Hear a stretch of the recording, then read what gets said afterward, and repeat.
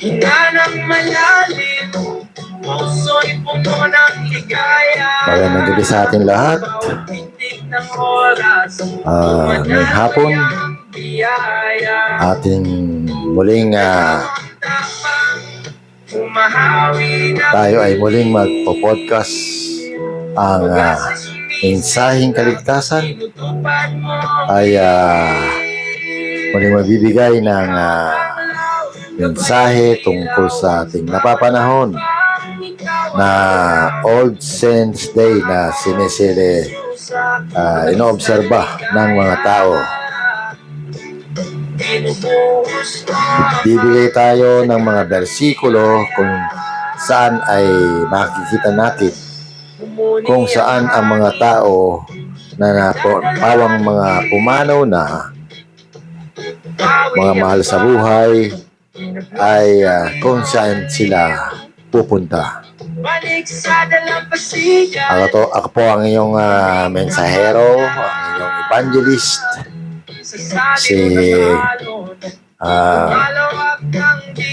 isa pong evangelist Elmar at Diakono. Andito po ang ating podcast na Mensaheng Kaligtasan. Ang grupo po natin ay Mensaheng Kaligtasan Cristo Jesus. Kung sino pong gusto mag-join sa group ng Mensaheng Kaligtasan Cristo Jesus, ang ating FB account ay Mensaheng Kaligtasan. Kung sinong gustong mag-add, welcome. Kung dumating ang gabi at bumigat ang dilim, ipikit ko ang mata, sasagipin mong lihim, sa bukang liwayway, dadaloy ang biyaya. Sa himig ng mga reggae, bagong mga awit ng mga kabataan na pang Kristyanismo na awit sa tempo ng reggae.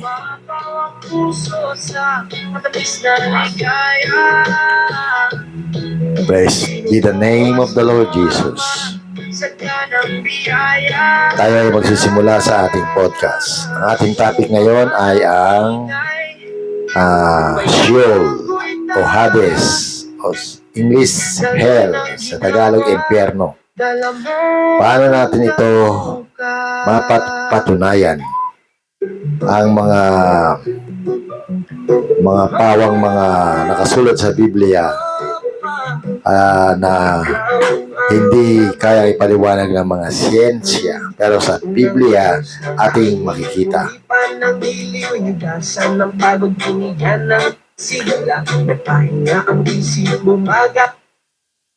So ang ating pong text na babasahin ngayon ay ang Isaiah 14:11.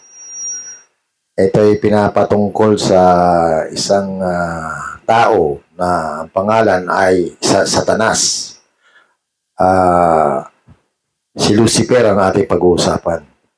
Medyo may discrepancy dito sa pagkakabanggit ng bumabasa kasi iniiba niya ang pagbasa. Pero ang nakasulat dito, halimbawa, pag mabababa sa libingan, ang nakasulat po sa Biblia ay Sheol. Ngayon ay kino-convert nila as a word ng libingan. So yun po ang medyo dito, medyo danger. Pinangungunahan nila yung Biblia. Dapat kung ano nakasulat, yun lang ang binabasa nila. At saka si Satan pinangalan ng Lucifer dito ay hindi nila binanggit ang pangalan. So ito po ang pagkakasabi dito sa Magandang Balita, Tagalog. Pero sa English, nakasulat naman si Lucifer. Yun. Ito po ang pagkakasabi. Babasahin natin. Pati ng tunog ng iyong mga biola, ang uod ay nangangalat sa ilalim. Magsisimula muna tayo sa simula. Ang iyong kahambugan ay nababa sa libingan. Yung libingan. Pati ng tunog ng Yung libingan, pinalitan nila ng libingan. Pero dito sa nakasulat, ang iyong kahambugan ay nababa sa Sheol. Yung Sheol, yan ang Hebreo ng sa Hebreo, ang ibig sabihin niyan ay yung kailaliman, yung pinakamalalim na bahagi ng ng tinatawag na daig sa lupa sa ilalim. Sheol ang tawag. Hindi libingan. Kasi ang libingan, 6 feet below the ground lang. So yan, malalim yan. Abot yan dun sa tinatawag na mainit na parte ng earth sa gitnang parte. Yan ang pinakamalalim. Doon, sinasabi na ng mga scientifico na yan ay isang mainit na parte na umaabot ang temperature hanggang 7,500. So, napakainit. Hindi libingan. Ang libingan kasi, pwedeng libingan sa nicho, nakapatong lang sa kapwa nicho. So, hindi nila dapat binabago ang meaning, ang pagkakabasa. So, yun lang natin napansin. Bakit binabago nila? Kasi sa English, hindi naman. Kaya lang, Tagalog ang ating discussion, kaya napansin ko rin. Mahinang gaya namin, ikaw ba'y naging gaya namin? Ang iyong kahambugan ay nababa sa libingan, pati ng tunog ng iyong mga biola. Ang uod ay nangangalat sa ilalim mo at tinatakpan ka ng mga uod. Ano't nahulog ka mula sa langit o tala sa umaga? So, makikita nandito, ano't nahulog ka mula sa langit o tala sa umaga. Pero ang pagkakalimbag sa English, hindi ganyan. Ito ang pagkakalimbag sa English. Ang sabi dito, how are you fallen from heaven? O Lucifer, may pangalan. Dito wala. Basta sinasabi dito, ano't nahulog ka mula sa langit o tala sa umaga. Ayan. Yun nga ang pagkakalimbag, may Lucifer sa English. Dito sa Tagalog, wala. How are you fallen from heaven, O Lucifer, son of the morning? Hindi sinabing son of the morning star. Dito sa Tagalog, tala sa umaga, ibig sabihin, tala, star, malaking star sa umaga. So, medyo may siningit silang hindi maganda na medyo hindi kaugnay sa mga English translation. Yan po ang napansin natin dito. So, take care, be aware kayo sa mga binabasa ninyo kasi dito hindi na nakasulat si Lucifer. Ang nakasulat na lang, o ano't nahulog ka tala sa umaga. Yun lang ang nakalagay dito. Ano't nahulog ka mula sa langit o tala sa umaga? Anak ng umaga, paano ikaw ay lumagpak sa lupa? Ikaw na siyang nagpahina sa mga bansa. So, ang isa pang napansin ko dito, ito ay, kumbaga sa parang Biblia ang ating pinapansin. Medyo may maling na dito. Kaya naman natin napansin to dahil nga dito natin titignan kung nasa saan ang mga kaluluwa. Ay kung ita-translate nila na ang Sheol sa Hebrew kasi aklat na Isaiah to, naisulat ito sa Hebrew, hindi sa Grego. Kaya Hebrew ang original words na to. Yan. So dahil Hebrew ang original words, kumbaga sa hindi dapat nila pinapalitan ng mas mababaw ayon sa interpretasyon. Yan, tinanggal nila yung O Lucifer. Tapos, isiningit nila yung son of the morning. Anak ng tala sa umaga. Walang binabanggit dito sa English na sun o tala sa umaga. Walang ganun. So, siningit nila yung tala sa umaga. Dito, sinasabi, sa sa English, nakalagay Son of the Morning. Hindi Son of the Morning Star, hindi. Son of the Morning lang. Papaliwanag ko yan kung bakit. Pagpaksalub. Kasi sa aklat ng Job, yung mga anghel, kung ating babasahin yung aklat ng Job, hanapin natin ang Job 1:6. Pause. Len. Sa aklat ng Job, sinasabi dito, may isang panahon na nagtipon ang mga anghel ng Diyos. Isang araw, nagtipon ang mga anghel sa presensya ng Panginoon at sumali sa kanila si Satanas. Sinabi ng Panginoon kay Satanas, "Saan ka nanggaling?" Sumagot si Satanas, "Paro't parito na naglilibot sa mundo." Sinabi sa kanya ng Panginoon, "Napansin mo ba ang lingkod kong si Job? Wala siyang katulad sa buong mundo. Matuwid siya at malinis ang pamumuhay. May takot siya sa akin at umiiwas sa kasamaan." Ngayon, sa ibang salin, yung nagtipon yung mga anghel, sinasabi, nagtipon yung mga Son of God. Sa ibang, sa English naman, yun naman ang pagkakalimbag, na yung mga anghel, kinoconsidered na Son of God. So, ibig sabihin ng Son, hindi talaga parang like yung natural natural situation ng mga tao na pinapanganak sila, creation. Considered na yun ay parang naging anak sila ng Diyos. So yung sinasabi dito sa Isaiah na tungkol dito sa sinasabi na ano't nahulog ka mula sa langit, tala sa umaga, anak ng umaga. Ibig sabihin, yung anak diyan parang Ikaw na siyang son of the morning. Sabi sa English, son of the morning. So, yung morning na tinutungkol, kung ating bibigyan pansin, kung sino yung morning dito,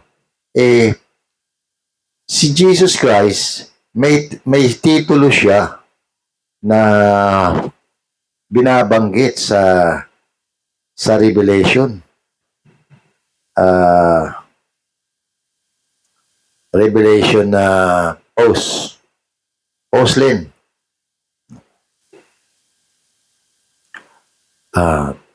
Dito sa Revelation ay may sinasabi dito na ang sabi dito, I, Jesus, sent my angels to testify to you these things in the churches. So, may sinasabi si Jesus Christ, ang Panginoon. I am the root of the offspring of David. Verse 22 ng Revelation to. Ang verse ay 16. I am the root and the offspring of David, the bright and morning star. So si Jesus Christ, kiniklaim niya na siya ang maliwanag na tala sa umaga. I am the bright morning star. Dito, kasi kaya natin binabasa to, sinasabi ng marami pagkakaunawa ng Christian dahil ang nalimbag dito, ano't nahulog ka mula sa langit o tala sa umaga. So, dalawa na silang tala sa umaga sa interpretation ng Biblia. Which is si Jesus Christ pala I'm the bright and morning star. So, dalawa na sila. Tala sa umaga. Anak ng umaga. May konting description na anak ng umaga. Dito walang sinabi kay Jesus Christ, basta siya ang morning star. The bright and morning star. So parang si Satan nakikipag-compete sa pwesto, sa level ni Jesus Christ ng Panginoon. Yun ang aking binibigyan, hina-highlights dito. Kaya na natin pinapaunawa itong bagay na to. Ngayon, dahil iba ang translation sa Tagalog, hindi ito tama. Kasi sa English, ang sabi dito, ganito.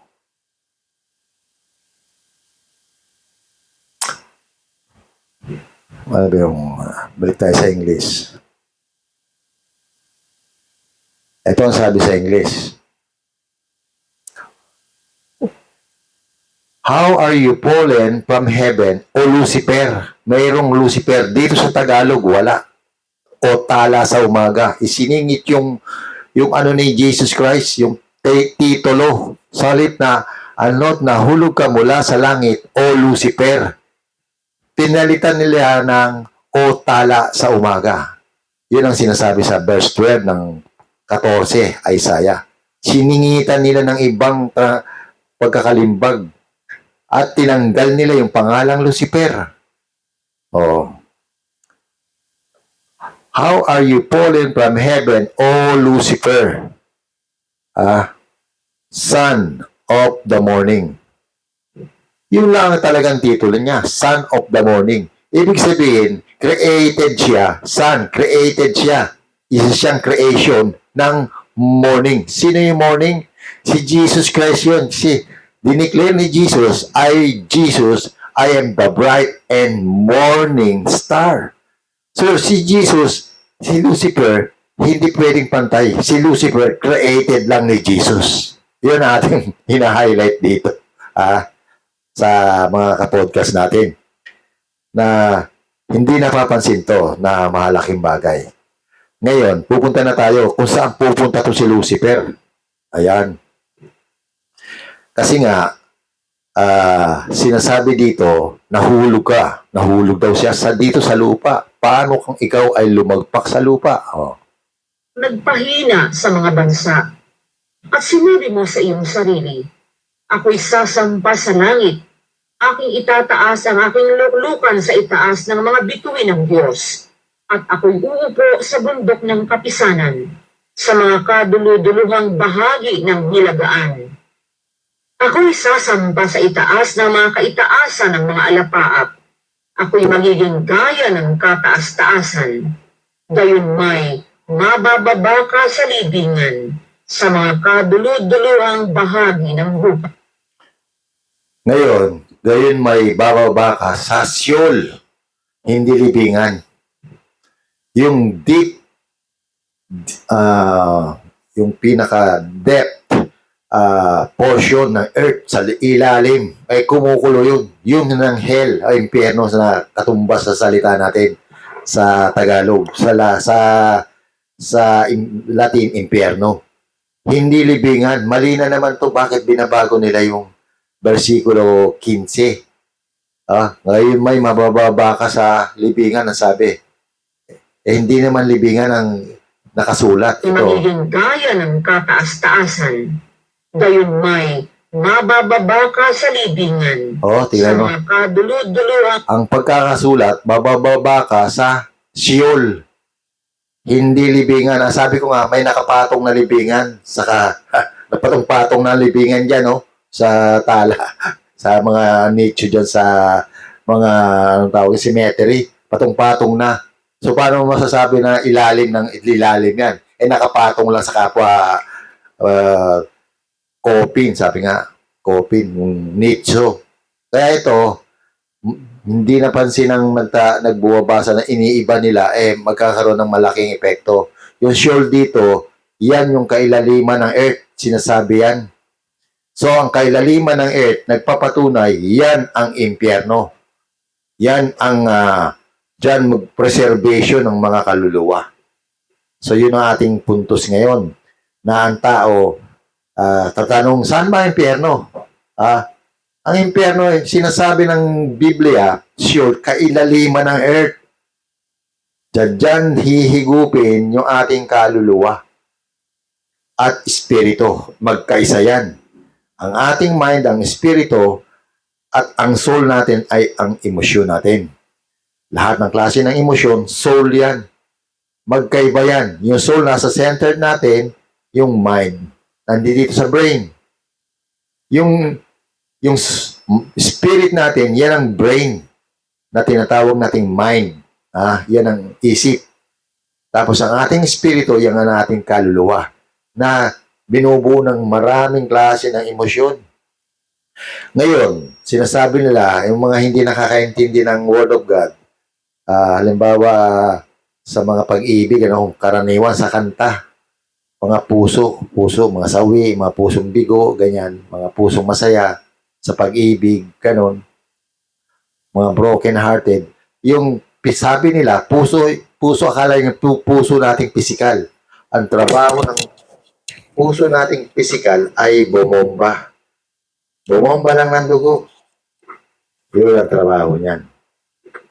So, mayroong reaksyon ang ating puso na pisikal pag na-agitate yung ating emotion o yung soul natin. Halimbawa, nagagalit, masaya, malungkot, distress. Apektado ang soul kasi merong parang connected na pulses, electrical pulse na nagbibigay ng parang effect, nagkakaroon ng effect doon sa heart. Tapos yung heart naman, nagkakaroon ng chemical reaction. Humihina ang bomba, humihina ang daloy ng dugo. Pag masaya naman, maganda ang daloy ng dugo. Pag nagalit, ganun din. Nag-overwhelm yung pumping dahil yung spiritual tinatawag impulse ng electrical impulse nagkukuman sa puso para bumomba ng malakas. Yun ang mga epekto ng soul natin sa heart. So ito mga sikreto to na hindi nalalaman ng maraming tao, pero actually paulit-ulit ko na sinasabi to. Kaya nga lang parte ng ating message, kaya ating nadaanan. So, good luck na lang sa may mga tanong. Tuloy tayo dito sa ating pinag-uusapan.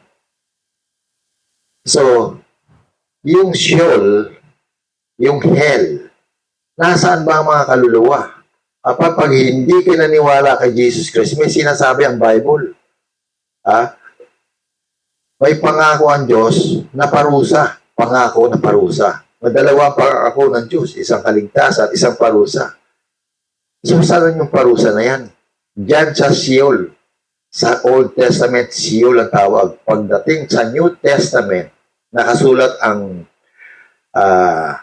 lugar na yan as Hades. Hades sa English. Hades. Basa natin sa Tagalog, Hades.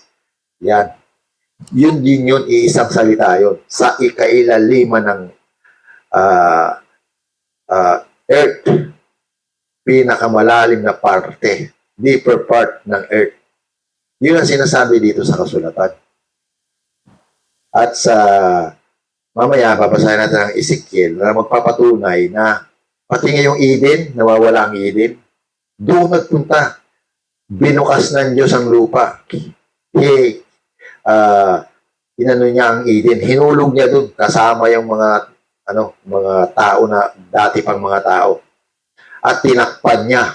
Ngayon, paano ginawa ni Jesus Christ yun? Hindi natin may paliwanag.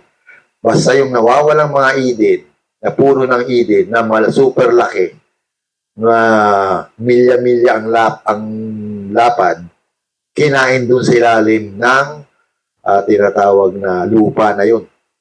Doon kasi sa parte na yan, may isang ilog na malaki dyan, dalawa, yung Pishon at saka Gihon, nawawala doon sa Middle East, karugtong ng Gulf Sea.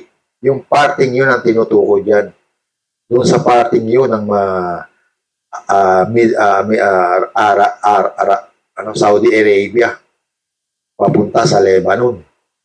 Yung lugar na yan, kung paano ginawa ng Diyos, binuka niya yung lupa dyan, kinain yung lahat ng mga puno dyan. Ayun ang walang nakakaalam. Kasi nga, umulan nga ng malakas, lumubog lahat eh. Doon niya sinagawa yun, marahil. Walang record, pero sinasabi ng Diyos na gano'n ang ginawa niya. Pinalubog niya sa hukay. Pause mo muna. Ay, pupause na muna natin. Dito sa portion na to, sa verse ah, 15. Medyo hindi maliwanag. Pero sa English, babasahin natin.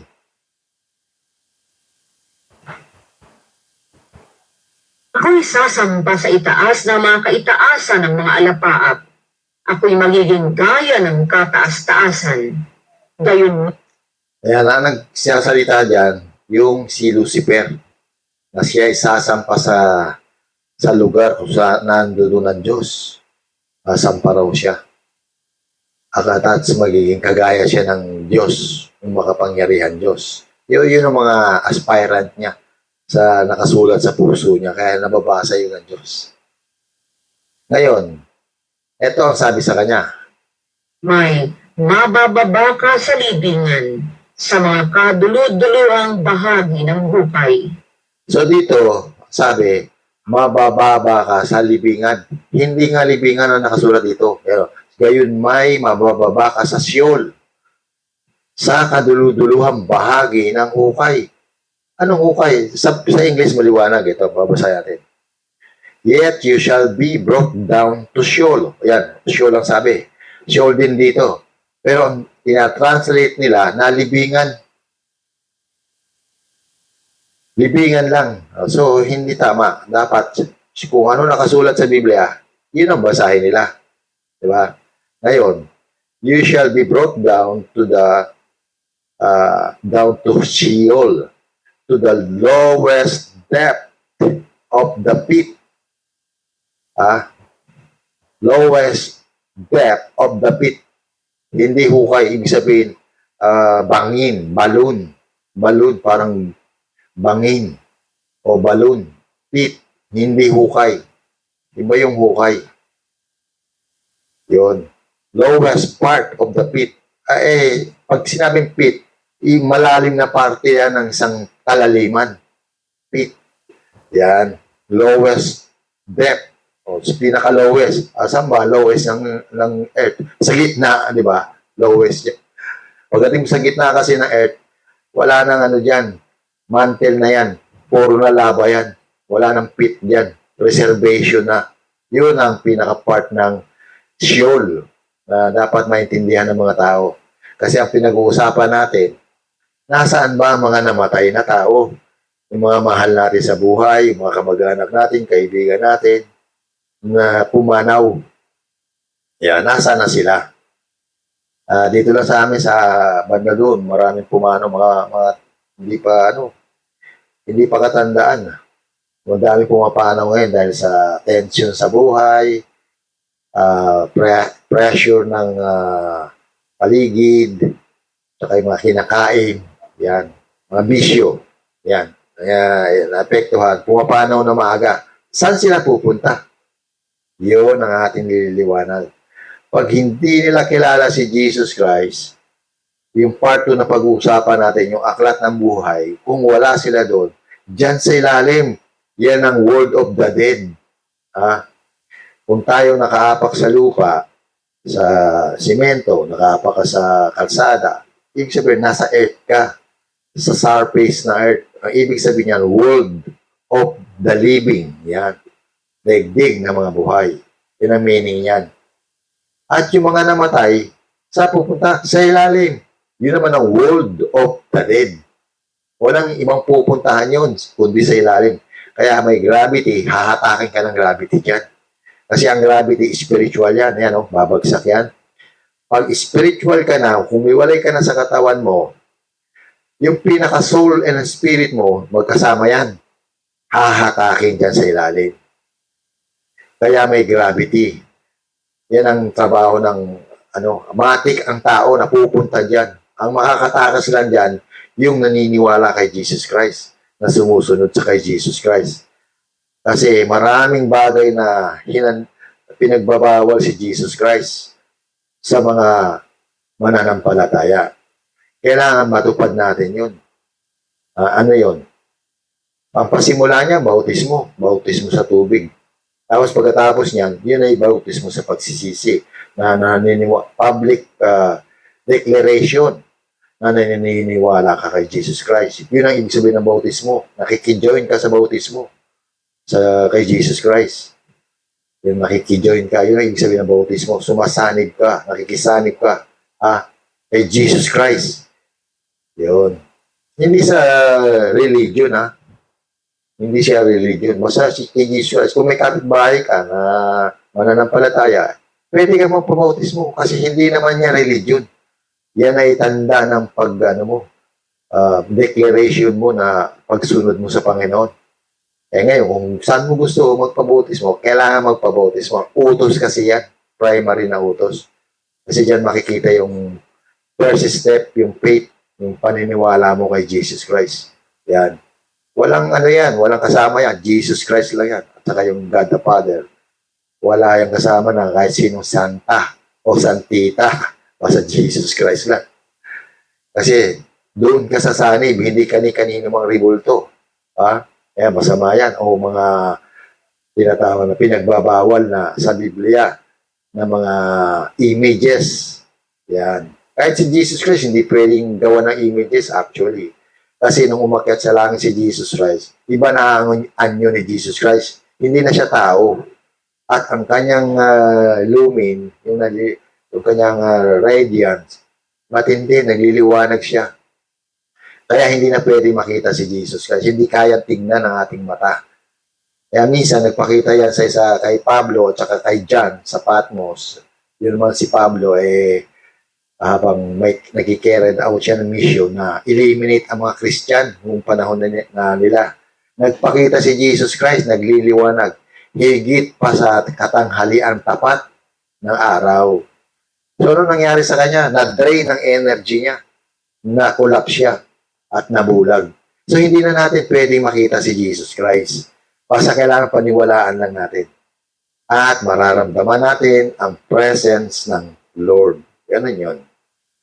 So, yun lang ang ating So, sa madaling sabi, naiintindihan na natin ngayon na ang Earth may magnetic field na humihigop sa lahat ng mga spiritual na kaluluwa para sa ilalim mapunta kung wala ka sa ilalim ng kaligtasang ino-offer ni Jesus Christ, ng Lord Jesus Christ. So, ngayon, na patunayan natin sa aking na Isaiah na 14 na ang kailaliman Sheol, yung ilalim ay ang earth kasi nga pati mga puno nasa ilalim Ganon din ang sinasabi ng Ezekiel at dadako tayo sa Ezekiel. Okay, babasahin natin. Ganito ang sabi ng Panginoong Diyos. Nang araw na siya'y bumaba sa libingan. Eto na naman. Ganito ang sabi ng Diyos ng araw na siya ay bumaba sa libingan. Dito, ng araw na siya ay bumaba sa Sheol. Kasi, aklat ni Ezekiel, mga Hebrew yan nakasulat.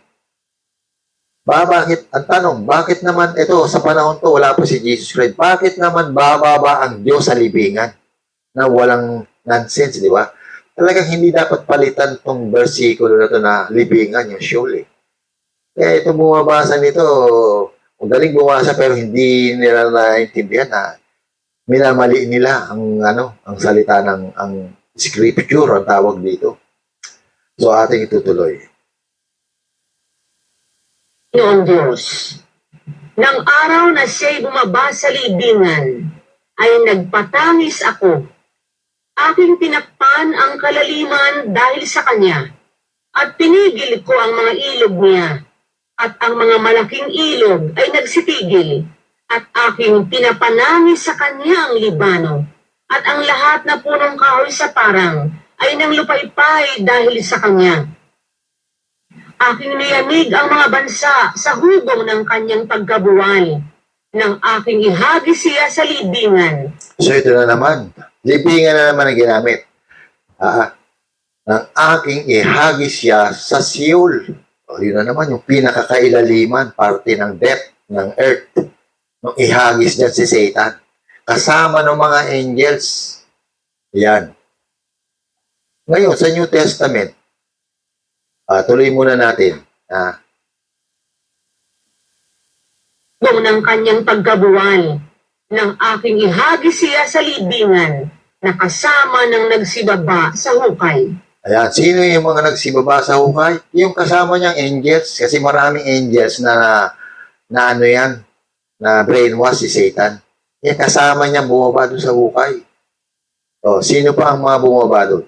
Tuloy natin. Hagis siya sa libingan, nakasama ng nagsibaba sa hukay. At ang lahat na punong kahoy sa Eden, So, nawawala ang Eden. Saan nagpunta? Niyanig, nilindol, bumuka ang lupa, pati Eden, kinain sa ikailaliman. So, ngayon, nagtataka sila kung nasaan ang Eden. Ayan ang sagot. Yung Garden of Eden, kinain sa ilalim ng lupa, sa kailaliman, pumunta doon. O, di ba? Di ba ng Biblia na, ang maganda ang Biblia, na magpapaliwanag na totoo ang Garden of Eden. Kaya lang nawawala kasi kinain nga sa kailaliman. Yun ang ginawa ng Diyos. Kasi ang Diyos mismo bumaba doon sa Sheol upang gawin itong bagay na to. Sino yung Diyos na yan? Walang iba kundi si Jesus Christ yan. Kasi yung Father God, hindi yun bumababa sa throne. Doon lang yun. Malaking Diyos yun. Baka ano lang to, katiting. Katiting lang tong earth sa Diyos. Hindi pwedeng bumaba ang Diyos. Napakalaki ng Father God na yan.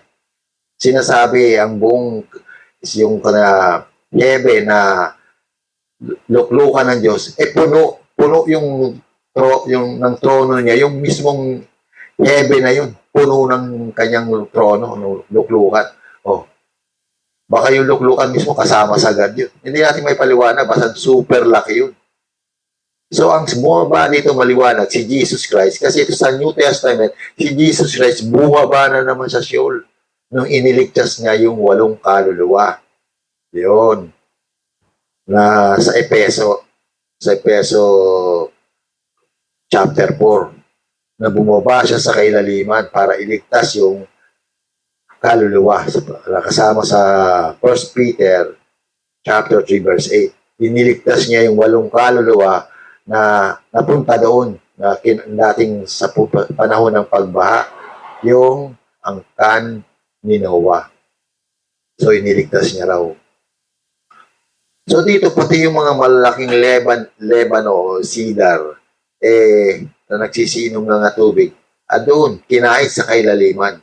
Kaya yung Middle East, naging desert, kasi nga, yung mga puno niya, dating Eden yan, malawak na Eden yan, mga puno, na dry. Kasi pinigil ng Diyos ang ilog. Yun sa nababasa natin sa Isaiah. Kaano yan, magka-match yung verses na yan, dalawa. Pinigil ng Diyos ang pagdaloy ng tubig. Dahil binuksyan niya ang kailaliman. Ayan, para lang itong mga angels, ikulong sa ilalim, ikadena. Yan. Yun ang sinasabi ng Lord. Sinasabi ng Scripture. ang pili at pinakamahusay ng Libano, lahat na nagsisiinom ng tubig ay nangaaliw sa pinakamalalim na bahagi ng lupa. So, ano yung ilalim ng lupa? Pinakamalalim na bahagi ng lupa. Iyan nga sa ilalim, sa loob ng earth. Diyan. Nagpunta dyan ang lahat ng mga puno ng Eden. Kasi yung area na yun, lahat. Eden yun sa panahon ni unang tao na si Adam. Forest na malalaki ang ang puno. Malalaki asa kilometer ang lapad. ang lapad yun, hindi yung bilog. So, malalaki talaga sila. Giant. Kasi nung panahon, giant din naman ang tao. Sila rin naman ay nagsibaba sa libingan na kasama niya sa kanila na nangapatay ng tabak. So, yung mga unang nagdidigmaan ng mga tao noon, mga namatay sa digmaan, sa gera-gera, wala naman tigil ang gera sa panahon noon, mga espadahan pa. Ayan nagpunta sa Sheol, doon sa ilalim. So, nasaan ang mga kaluluwa? Nandyan sa kailaliman, sa depth, sa gitna ng earth. Nandyan. Yan. Kaya dahil All Saints Day ngayon, pinag-uusapan natin, nasaan ang mga kaluluwa na namatay na. Ayan. Sa lahat ng nasa gitna ng mga bansa, nagpunta sila doon sa kailaliman. So, yan ang mga bersikulo na ating pinag-usapan tungkol sa tinatawag na kailaliman.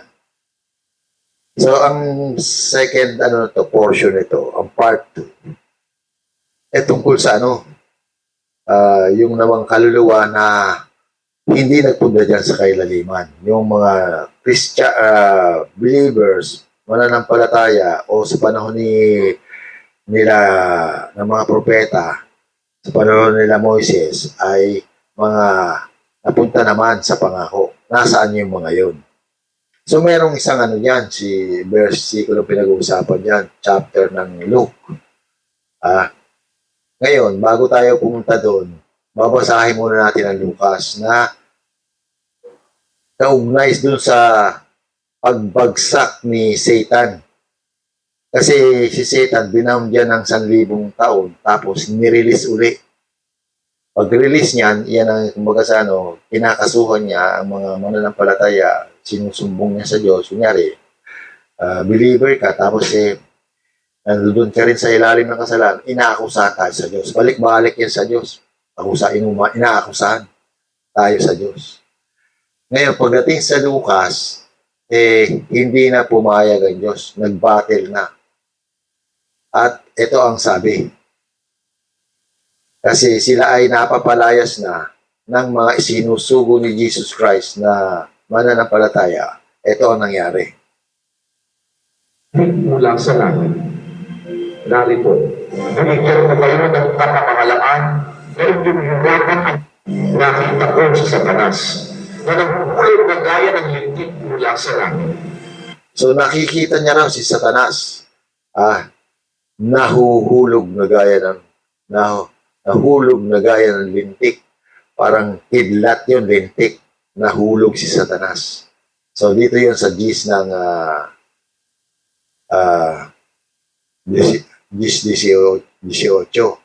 Sinasabi, nakita ko si Satanas na nahulog na gaya ng lintik mula sa langit. Bakit? Kasi nga yung mga believers nagpapalayas na ng demonyo sa panahon na ito. Nung sinugo niya yung 70 pairs, yung pares na nangaral, unang nangaral, nagpagaling ng mga may sakit sa panahon ni Jesus Christ. Hindi ito yung 12 disciples, kundi nag-appoint siya ng 70 pairs na nangangaral sa malalayong parte sa labas, sa vicinity ng Jerusalem. At ito ang nangyari, nahulog si Satanas sa mga panahon na yun. Nakita ko, sabi niya, sabi ni Jesus Christ. So itong pinag-uusapan natin, kung paano ginawa ng Diyos na si Satan, si Lucifer, binaksak doon, kinadena, tapos 1,000 yung nirelease, dito nahulog na naman si Satan. Pero hindi sinabi doon sa tinatawag na kailaliman. Basta nahulog na lang siya sa earth. Kaya ngayon si Satan, kasama namang alipores niya, nandito sa earth, pakalat-kalat, marami sila. Yan ang gumugulo sa buong bansa, nag-create ng mga diseases, mga nade-demon possess, mga oppress, mga karamdaman, mga yan ang gumagawa. Yan. Nandito ngayon sila, pero hindi sinasabi na nasa ilalim sila ng Sheol kasi ito ngayon nasulat na to sa Grego, Hades na ang pagkakasulat dito nung tinatawag na impyerno. Hindi na impyerno na sa atin Tagalog kasi Latin yun. Latin, impyerno. Sa Grego, Hades. So sa panahon ngayon, nagkalat ang mga demonyo sa earth kasi inihulog sila sa lupa. Hindi na sila pwedeng umakyat doon. Yun ang sabi. Kasi nga, mamaya, sa part 2 ng pag-uusapan natin, dahil sa Book of Life, yun ang Kaso, hindi natin pwedeng mix ngayon kasi isang mahabang topic yun. Yun lang ang dahilan. Nagkaroon tayo ng Book of Life. So ngayon, ito yung mga verses na nagpapatunay na si Satan at saka yung kanilang mga angels nandito sa earth kasi inano na sila, inihulog na, sabi, dito na sila sa earth at saka dyan sa mga real, sa mga galactic portion, yung mga galaxy, yan, paikot-ikot sila dyan. Pabalik-balik sila dyan. Yung, lalo si Satan, ano yun, may fireproof yun si Satan kasi binigyan ng baluti yun na pwedeng mag-stay sa mga mainit na mga bato. Ano yung bato? Yung katulad ng stars na sun. Yung bituin, mainit. Yun ang tinutungkol na fiery stone. Mga stars na mainit. Wala yan. Nagkukuyakoy lang si Satan dyan. Kaya kahit sa dalhin pa sa ilalim ng hell, doon sa pinakamainit sa ilalim, hindi papansinin ni Satan yan. Pero yung iba, siguro tatamlan yan. Pero si Satan, may baluti yun eh. Ewan ko lang, kasi ngayon, nagdigma sila, kaya basag-basag na siguro yung baluti niya, kaya kahit hindi na nagdigmaan na kasi ang mga angels. So, ano pa ba ang masasabi natin? Napag-usapan na natin ang kaluluwa, napag-usapan natin ang Hades, napag-usapan natin ang si Satan. Kung nasaan si Satan, nandito ngayon sa earth. Yan. So, maraming salamat sa hapong ito na ating nakapagbigay tayo ng kaunawaan tungkol sa mga kaluluwa.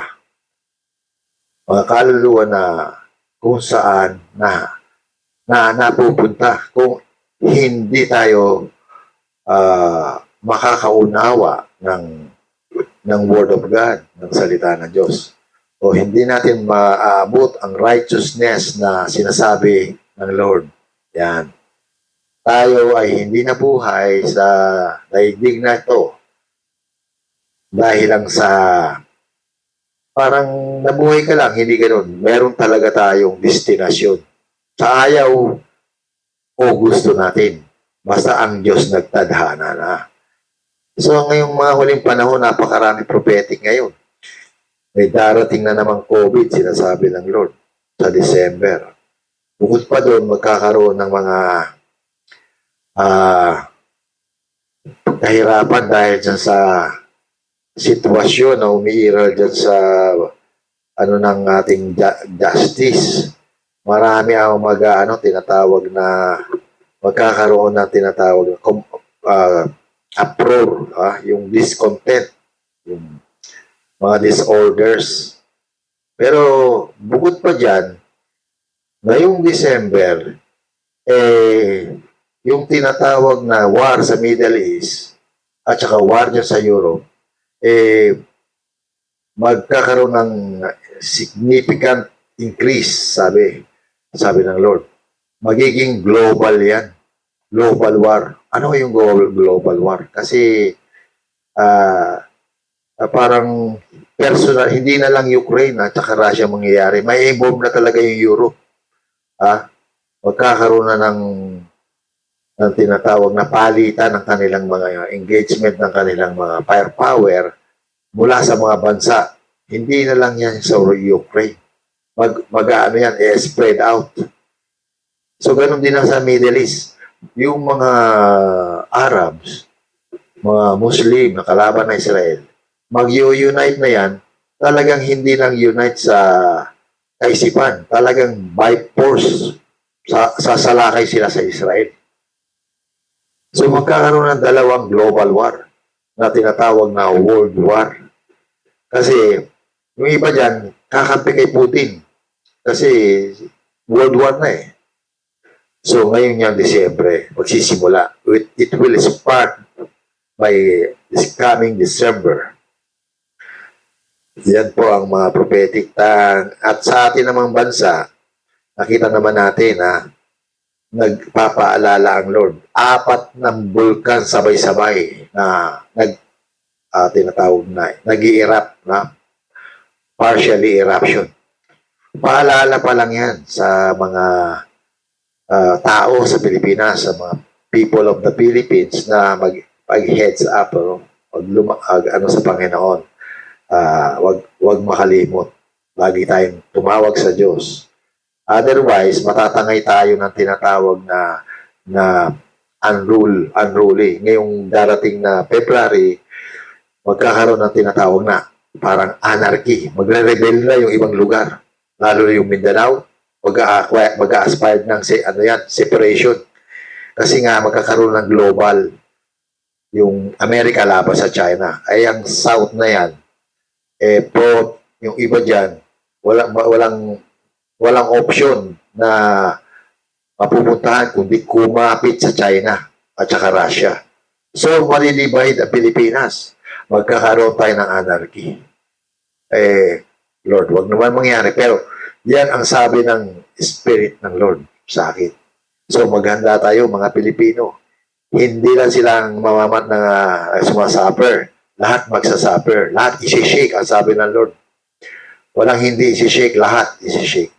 So, kung tayo may paniniwala sa Diyos, magkakaroon tayo ng peace.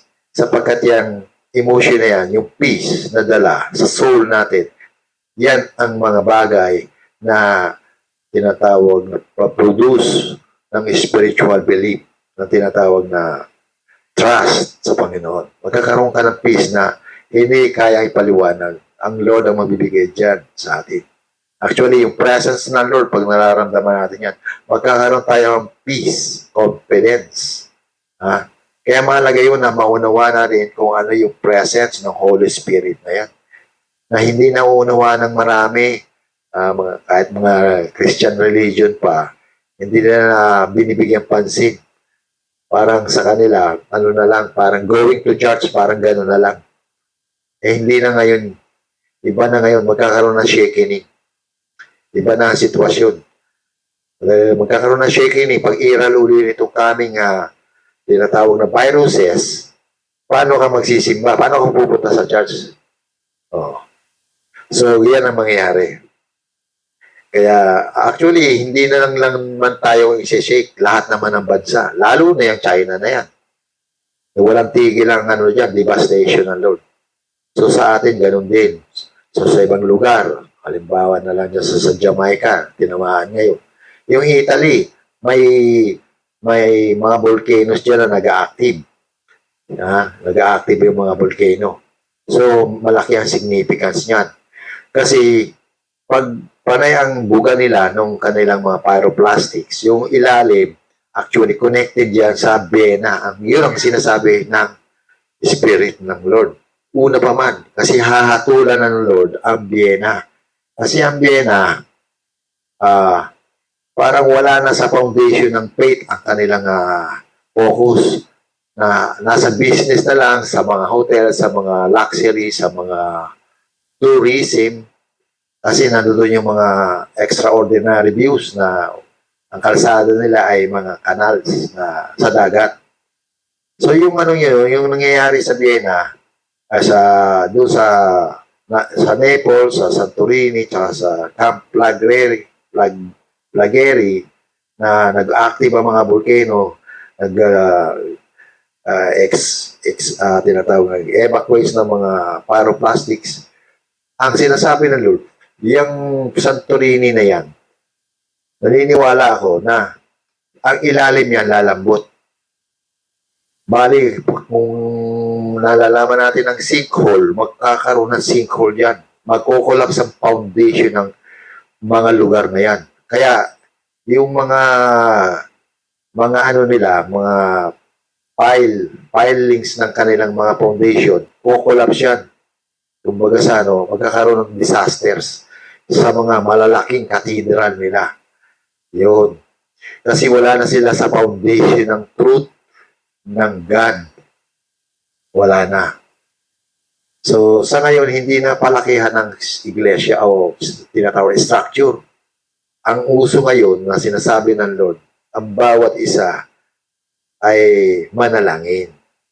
Lumapit sa Kanya personal. Hindi na yung doon kayo sa malalaking mga katedral. Hindi na ngayon uso ngayon yan.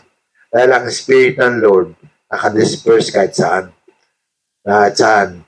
Covered niya ang lahat ng space dito sa ating sa Earth o kahit na buong galaxy.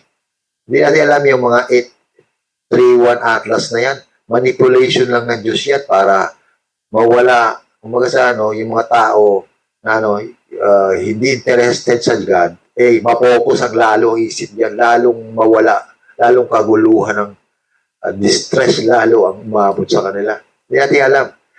Wala namang kasing sinasabi na yan ay tatama sa Earth. Yeah. Basta yan, paikot-ikot lang yan. Hindi pa ngayon kung magkakaroon man ng ganyan, pero solar flare lang ng araw, mare-reset ang mga AI. So sa madaling sabi, ang mga AI na yan, hindi kayang pahintuin ng Diyos yan kahit na ngayon ay sila nang nagmamanipulate. Sa ilang panahon pa, sinasabi, wala nang trabaho na dahil robots na under influence ng AI. Yun ang sinasabi ng mga makers niyan. So possibly, ganun talaga mangyayari. Pero sinasabi rin ng Lord na pag fully na ang AI, katulad niya, nagsisimula na talaga na kumbaga sa na sila, completely na sila, sentient. Dahil knowledge yan, yung AI, may mga tinatawag na data, tinatawag na reserve, data na manuscript. So, yung Old Testament, New Testament, hindi nila pwedeng burahin yan sa kanilang system. Kasi data lang yan. So, ang Diyos ang Diyos na ang magmamanipulate yan sa mga AI. So, kahit pa AI na yan, makontrol naman ni Satan, pero ang Diyos kaya rin kontrolin yan. Kasi nga, itong scripture na binabasa natin, ipipid din niya sa AI. So, hindi pwedeng itago ng AI yan. Lalabas yan. So, actually, ang AI, tutulong pa yan na may brought out yung tinatawag na truth, yung salvation. So, yun pa. Magagamit pa ni Jesus Christ yun. Bukod pa doon, magkakaroon ng sinasabi ng Lord na saganang mga vision ang mga kabataan at ang mga may edad naman ay magkakaroon ng mga panaginip. At yung mga young people, magkakaroon ng mga vision. At magkakaroon din ng mga signs sa mga open space, kalawakan. At sasagana ang miracle. Yun ang sinasabi ng Diyos. Ngayong mga linggong ito, hanggang mga buwan na to, yan ang mangyayari. Para ang tao, hindi na masyadong mahirapan sa paglapit sa Diyos. Makikita nila yung glory, yung tinatawag na revival ng Diyos sa mga tao. So, maganda, may tinatawag na, even doon na masama yung ibang negative, may maganda ring prophetic na sinasabi ang Panginoon sa mga linggong darating. Yan. So, maraming salamat. Nandito po ang yung mensaheng kaligtasan at Talang-galaw sa bawat mundo. ito po ang inyong yakon, si Evangelist Elmar o isang evangelist. So maraming salamat sa tugtog po nating mga bagong papuri. Reggae, tayo ay nagpapaalam sa hapong ito. Marami pong salamat. Amen. In the name of the Lord Jesus, peace and blessing and love and power be unto us. Amen. Thank you, Lord.